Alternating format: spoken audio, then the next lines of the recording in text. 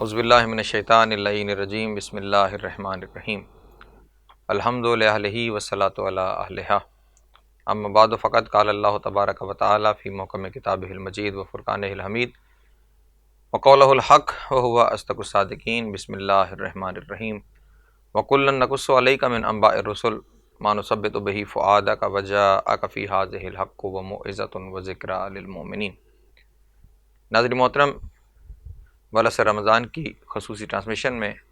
Programme تاریخ کے جھروکوں سے کے ساتھ باقر نقوی حاضر خدمت ہے۔ آج مسلسل ہماری یہ 21ویں نشست ہے اور سلسلہ گفتگو حضرت آدم علیہ السلام سے شروع ہوا اور ہم نے حضرت آدم علیہ السلام کی اولاد کا حضرت شیث و یافس سے پھیلنا، اس کے بعد حضرت نوح علیہ السلام سے دوبارہ اس دنیا کا آغاز ہونا، حضرت ہود اور حضرت صالح علیہ السلام کی اقوام کا تذکرہ، جناب ابراہیم علیہ السلام کی زندگی کے واقعات، اور اس کے بعد بنی اسرائیل کے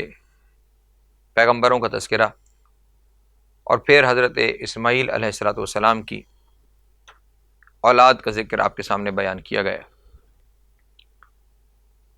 کل کے پروگرام میں ہم آپ کے سامنے رسول اللہ کی زندگی کو بیان کرتے ہوئے اس جگہ تک پہنچے تھے کہ میدان بدر میں اسلام کے مختصر لشکر کا مقابلہ کفار کے کثیر و تعداد لشکر کے ساتھ ہوا اور مسلمانوں کو فتح نصیب ہوئی،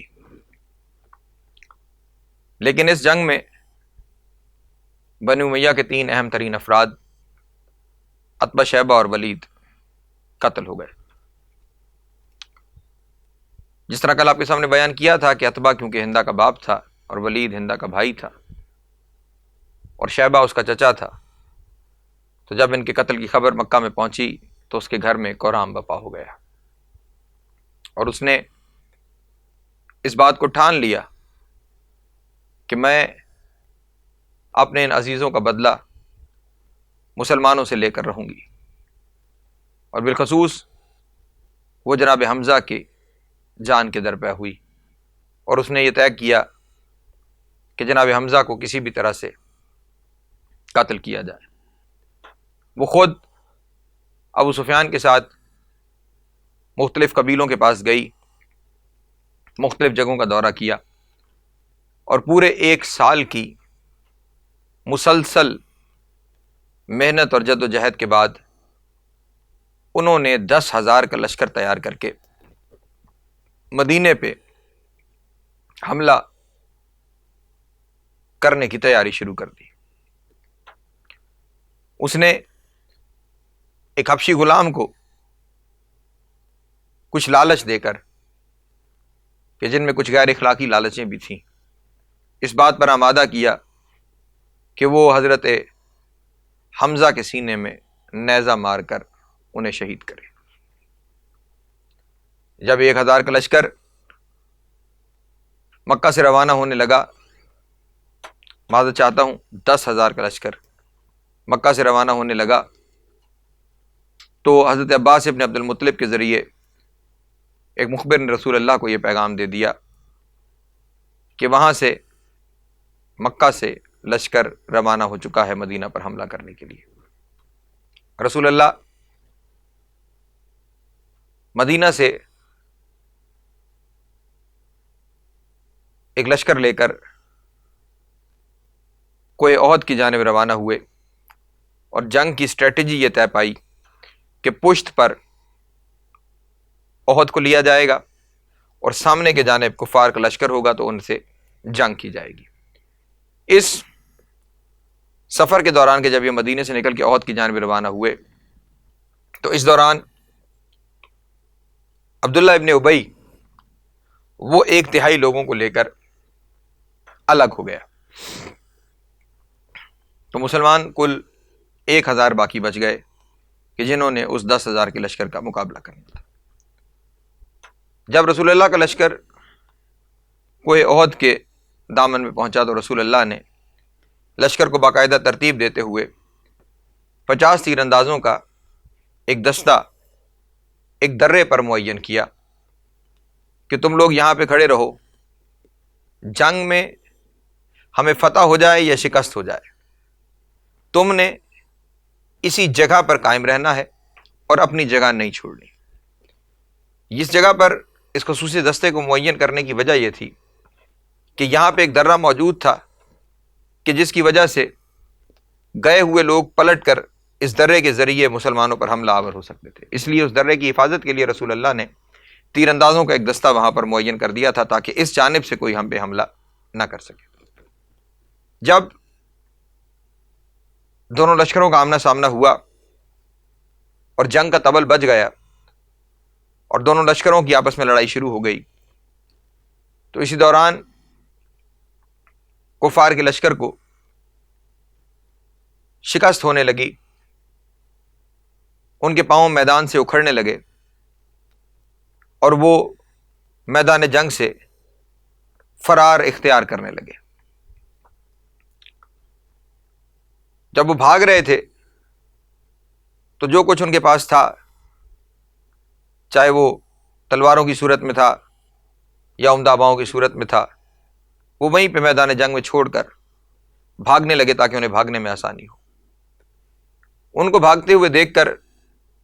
مسلمانوں میں جوش و خروش پیدا ہوا اور ان کی فتح کی صدائیں بلند ہوئیں، اور وہ جو دستہ رسول اللہ نے پہاڑی درے پر معین کیا تھا، انہوں نے جب اپنے ساتھیوں کو فتح حاصل کرتے ہوئے اور مال غنیمت اٹھاتے ہوئے دیکھا تو وہ رسول اللہ کا دیا ہوا حکم بھول گئے کہ جو رسول اللہ نے ارشاد فرمایا تھا کہ کوئی بھی صورت ہو، شکست ہو یا فتح، تم نے اپنی جگہ کو نہیں چھوڑنا۔ انہوں نے رسول کے اس فرمان کو بھلا دیا اور وہ اپنی جگہ چھوڑ کر میدان کی جانب اتر آئے۔ خالد بن ولید نے جب یہ منظر دیکھا کہ درہ خالی ہو چکا ہے اور لوگ وہاں سے اتر کر میدان میں آ گئے ہیں، تو وہ پہاڑ کی پچھلی جانب سے گھوم کر آیا اور انہوں نے پیچھے سے مسلمانوں کے لشکر پہ حملہ کر دیا۔ اب جب پچھلی جانب سے مسلمانوں کے لشکر پہ حملہ ہوا تو اب جو پہلے آگے بھاگ رہے تھے اور مسلمان پیچھے تھے، اب مسلمان آگے ہو گئے اور وہ پیچھے ہو گئے، اور اس قدر شدید حملہ کیا گیا کہ مسلمان اب میدان جنگ کو چھوڑنے پر مجبور ہو گئے، اور یوں بھاگے کہ لوگ مدینے سے بھی بھاگتے ہوئے آگے نکل گئے، اور کچھ لوگوں نے یہاں تک بیان دیا کہ ہم احد کی پہاڑیوں پہ ایسے چڑھ رہے تھے کہ جیسے بکریاں پہاڑ پر چڑھا کرتی ہیں۔ اسی دوران ایک اعلان کر دیا گیا کہ رسول اللہ کو قتل کر دیا گیا ہے۔ رسول اللہ ایک گڑھے میں گر گئے تھے اور زخمی ہو گئے تھے۔ چار جانب سے لشکر جب رسول اللہ پر حملہ آور ہوا اور سب لوگ وہاں سے چلے گئے تو اس وقت میدان میں امیر کائنات علی ابن ابی طالب باقی بچ گئے، اور انہوں نے رسول اللہ کا طواف کر کے چار جانب سے رسول اللہ کو دفاع کرنا شروع کیا۔ اسی جنگ میں لڑتے لڑتے حضرت علی کی تلوار ٹوٹ گئی۔ جب تلوار ٹوٹی تو امیر کائنات رسول اللہ کے پاس آئے اور آ کے عرض کی کہ یا رسول اللہ، میری تلوار ٹوٹ گئی ہے۔ رسول اللہ نے یہ ارشاد فرمایا کہ یا علی، انتظار کیجئے، آپ کے لیے ابھی اسلحہ جنگ کا بندوبست ہو جائے گا۔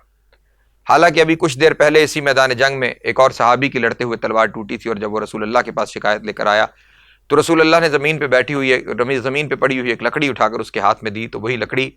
تلوار بن گئی اور اس نے پھر سے جنگ کرنا شروع کر دی۔ لیکن اب جب علی ابن ابی طالب قریب تشریف لائے اور وہی شکایت کی تو رسول اللہ نے یہ فرمایا کہ جلد آپ کے لیے اسلحہ جنگ کا بندوبست ہو جائے گا، کہ یکا یک آسمان سے جبریل ذوالفقار لے کر نازل ہوئے، اور ایک مشہور جملہ جو لکھا گیا اور پڑھنے والے وہ جملہ پڑھتے بھی ہیں کہ حضرت جبریل یہ کہتے ہوئے نازل ہوئے کہ لا فتح الا علی لا سیف الا ذوالفقار، کوئی مرد نہیں، کوئی جوان نہیں سوائے علی ابن ابی طالب کے، اور کوئی تلوار نہیں سوائے ذوالفقار کے۔ وہ تلوار نازل ہو گئی اور آسمان سے وہ آئی ہوئی تلوار خداوند عالم کے سچے سپاہی کے ہاتھ میں آئی، اور پھر امیر کائنات نے لڑنا شروع کر دیا اور کفار کو بھگانا شروع کر دیا۔ اسی حالت میں اس گڑھے سے رسول اللہ کو اٹھایا اور ہاتھوں پہ بلند کر کے بھاگتے ہوئے لوگوں کو پکار کے یہ کہا کہ حاذا محمد، محمد یہاں ہیں، محمد زندہ ہیں، اللہ کے نبی کو کچھ نہیں ہوا۔ وہاں سے رسول اللہ کو اٹھایا اور اٹھا کر کوہ احد میں ایک جگہ پہ لا کے رسول اللہ کو ایک غار کے قریب لٹایا، اور رسول اللہ کا سر جس پتھر پہ رکھا گیا، خدا بند عالم نے اس پتھر کو حکم دیا اور وہ نرم ہو گیا، اور رسول اللہ کے سر مبارک کو رکھنے کے لیے اس پتھر میں جگہ بن گئی۔ آج تک وہ پتھر محفوظ تھا، لیکن کچھ عرصہ پہلے ان لوگوں نے جنہوں نے رسول کی نشانیوں کو مٹانے کی ہر ممکن کوشش کی ہے، کہ جنہوں نے رسول اللہ کی دنیا میں تشریف آوری کی جگہ جو محفوظ تھی اس کو نہیں چھوڑا، جنہوں نے شیب ابی طالب کو نہیں چھوڑا، جنہوں نے محلہ بنی ہاشم جو مکہ میں تھا اسے بھی باقی نہیں چھوڑا، محلہ بنی ہاشم جو مدینہ میں تھا اسے بھی باقی نہیں چھوڑا، جتنے رسول اللہ کے آثار تھے ان تمام آثار کو ختم کیا۔ انہوں نے اسی میدان احد میں اس پتھر کو بھی درمیان سے کاٹ کر اس پتھر کو بھی ختم کر ڈالا۔ بہرحال وہاں پہ رسول اللہ آرام فرما ہوئے، اور جناب سیدہ مدینہ منورہ سے تشریف لائیں، اور جناب سیدہ نے آ کر اپنے بابا کی مرہم پٹی کی۔ امیر کائنات کے اس جنگ کی وجہ سے رسول اللہ کی جان بچ گئی، رسول اللہ کے دندان مبارک اس جنگ میں شہید ہوئے،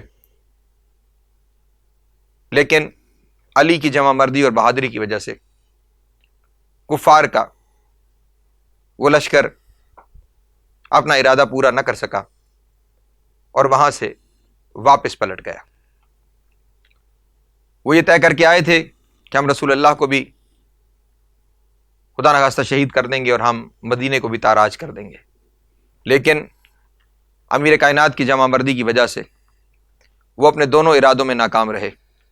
کہ نہ وہ رسول اللہ کو نقصان پہنچا سکے اور نہ وہ مدینے کو تاراج کر سکے۔ جب رسول اللہ کو کچھ افاقہ ہوا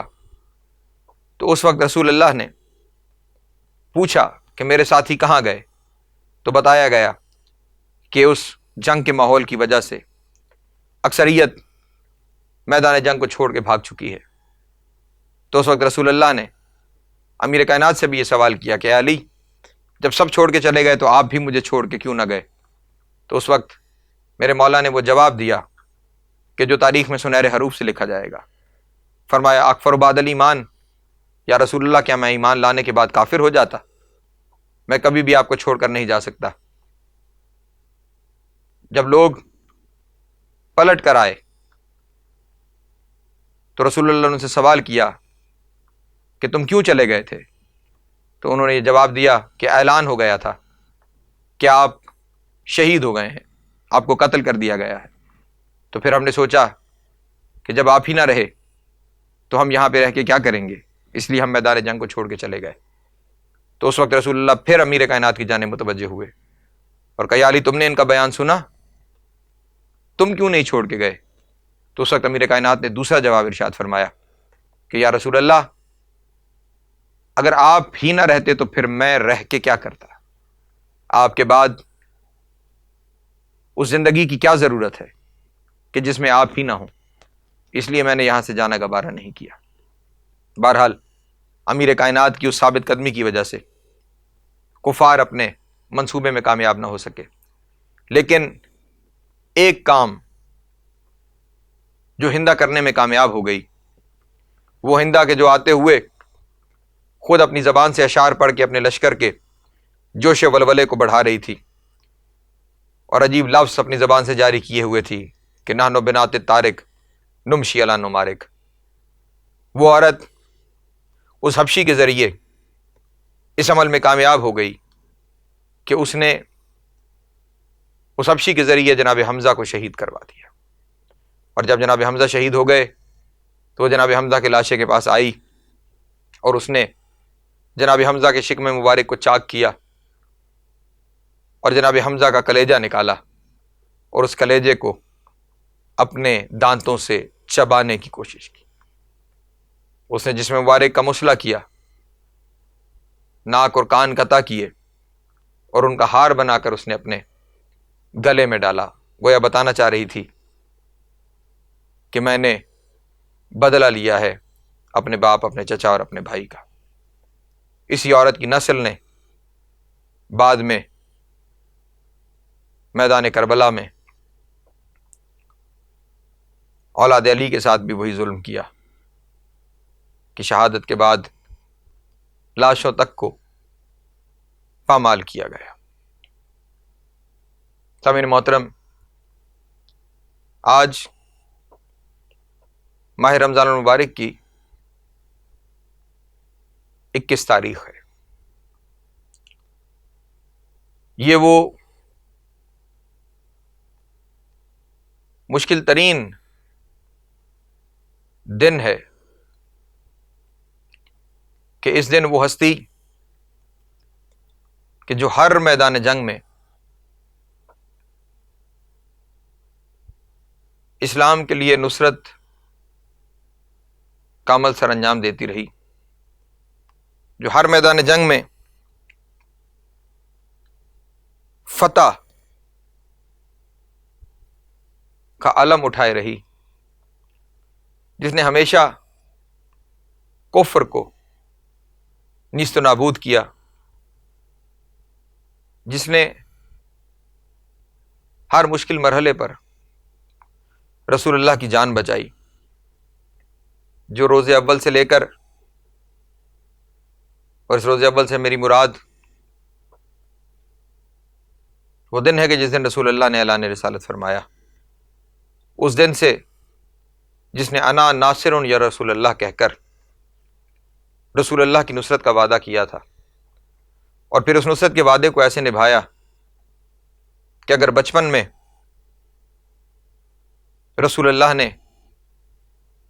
کسی سے گستاخی کی تو علی نے اپنے بچپنے کے باوجود اس گستاخ سے بدلہ لیا،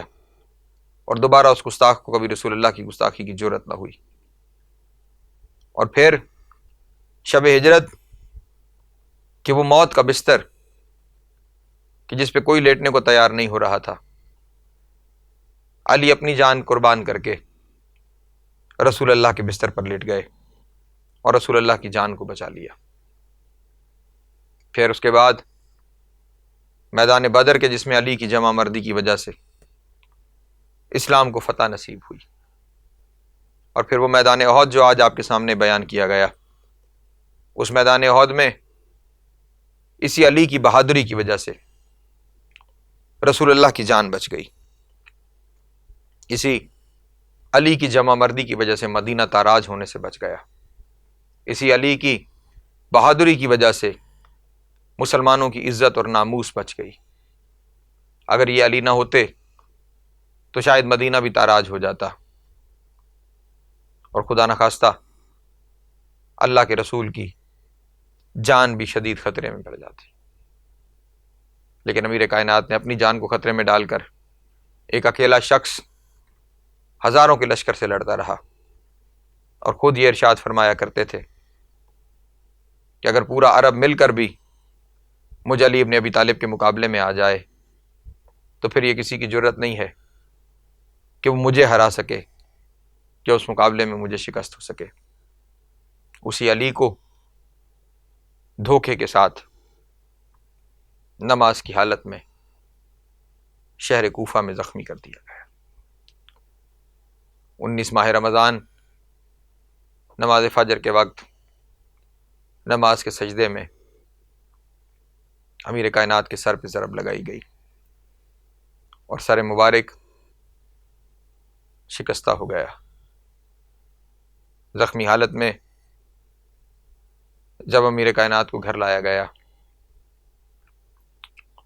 اور طبیب کو بلایا گیا، اس طبیب نے یہ بتایا کہ جس تلوار سے امیر کائنات کو ضرب لگائی گئی ہے، یہ تلوار صرف تلوار نہیں تھی، اسے کئی دن زہر میں بجھایا گیا ہے، اور وہ زہر آقا و مولا کے جسم میں سرایت کر گیا ہے۔ 19 کا پورا دن، 20 کی رات، اور پھر 20 کا پورا دن اسی بستر علالت پر امیر کائنات کے گزر گئے، اور اس زہر کی وجہ سے بار بار امیر کائنات کی آنکھیں بند ہوتی ہیں، اور پھر کچھ دیر کے بعد افاقہ ہوتا ہے اور وہ آنکھیں دوبارہ کھولتے ہیں، اور ہر بار اپنے ارد گرد تمام لوگوں کو وصیت کرتے ہیں، پورے خاندان کو امام حسن علیہ السلام کے حوالے کیا، اور اس کے بعد ایک ایسی وصیت اپنے بیٹے کو کی کہ جو وصیت ایک پورا نظام زندگی ہے، خداوند عالم کی جانب کس طرح متوجہ رہنا ہے، احکام شریعت کی کیا اہمیت ہے، انہیں بجا لانا کیوں ضروری ہے، انہیں ترک کر دینے سے کیا نقصان ہو سکتا ہے، ہر ایک چیز کو اپنی وصیت میں اپنے بیٹے سے بیان کیا۔ اپنی رعایا کے ساتھ سلوک کیسا کرنا ہے، یہ بھی اپنے بیٹے کے سامنے امیر کائنات نے اس وصیت میں بیان فرمایا۔ پھر ہر ایک کو جدا جدا نصیحتیں بھی کی، اور سب سے زیادہ وصیتیں امیر کائنات نے اپنی بیٹی جناب زینب عالیہ کو کی، کیونکہ اس بات کو جانتے تھے اور اس بات سے آگاہ تھے کہ میرے بعد میری یہ بیٹی بیٹا بن کر اپنے نانا کے دین کی حفاظت کرے گی اور اپنے بھائیوں کے بعد میرے مشن کو تکمیل تک پہنچائے گی۔ ارباب ازا اکثر یہ جملہ کہا کرتے ہیں کہ علی کی دو چیزیں شاید نامکمل رہ گئی تھیں، ایک سجدہ اور ایک خطبہ۔ سجدے کو 10ویں محرم حسین ابن علی نے سرزمین کربلا پر مکمل کیا، اور خطبے کو علی کی بیٹی نے اسی کوفہ میں پھر شام میں علی بن کے ارشاد فرمایا۔ اپنی بیٹی کو آنے والے مراحل سے آگاہ بھی کیا اور بتایا کہ میری شہزادی، تمہیں ایسے ایسے منزلوں سے گزرنا پڑے گا کہ جہاں دشمنوں کا ہجوم ہوگا، جہاں شرابیوں کا ہجوم ہوگا، جہاں لوگ تمہیں پتھر ماریں گے، جہاں سے تمہارا گزرنا مشکل کر دیا جائے گا، لیکن میری بیٹی اس بات کو ذہن میں رکھنا کہ تمہارے بابا کو تم پہ بڑا اعتماد ہے، اور اپنی مشکل ترین ذمہ داری میں تمہیں سونپ کے جا رہا ہوں۔ میری بیٹی، میں ہر منزل پر تمہارے ساتھ رہوں گا، خود کو اکیلا نہ سمجھنا، میں ہر منزل پہ تمہارے ساتھ موجود رہوں گا۔ اپنی بیٹی کو بھی تمام تر وصیتیں کی، اور سب سے آخر میں امیر کائنات نے اپنے بیٹے امام حسین علیہ السلام سے یہ کہا کہ میرے بیٹے، میرے پوتے علی ابن الحسین کو، جو میرا ہم نام ہے، اسے میرے پاس لایا جائے۔ سید سجاد کا سن اس وقت تقریباً 2.5 سال کے قریب تھا۔ لایا گیا امیر کائنات کے پاس، تو امیر کائنات نے اپنے پوتے کو اپنے دونوں ہاتھوں میں سنبھالا، چہرہ مبارک پہ بوسہ دیا، اور اس کے بعد اپنے پوتوں کو اپنے ہاتھوں پہ بلند کرنا شروع کیا۔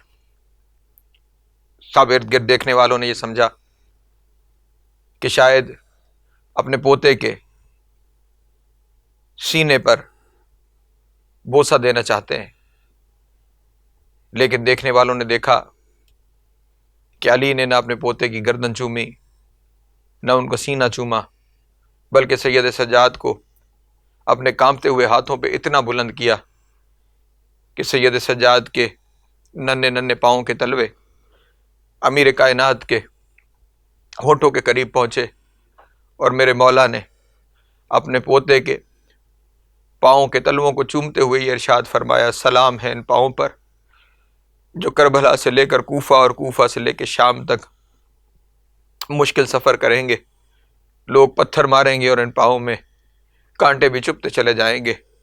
لیکن میرا یہ پوتا ثبات قدم کے ساتھ دین کی نصرت کرتے ہوئے ہر منزل سے گزر جائے گا۔ اپنے پوتے کو پیار کرتے ہوئے امیر کائنات کی روح پرواز کر گئی، اور کائنات کا امیر اس دنیا کو چھوڑ کر ماہ رمضان کی 21 تاریخ کو اس دنیا سے چلا گیا، اور رسول کی نواسیاں پردیس میں یتیم ہو گئیں۔ عید قریب آنے کو ہے اور اولاد بطول پردیس میں یتیم ہو گئی ہے۔ خدا کسی پر ایسا وقت نہ لائے کہ پردیس ہو اور بیٹیاں یتیم ہو جائیں۔ ناظرین محترم، آج کی حد تک پروگرام تاریخ کے جھروکوں کے ساتھ باقر نقوی کو اجازت دیجیے۔ والسلام علیکم ورحمۃ اللہ وبرکاتہ۔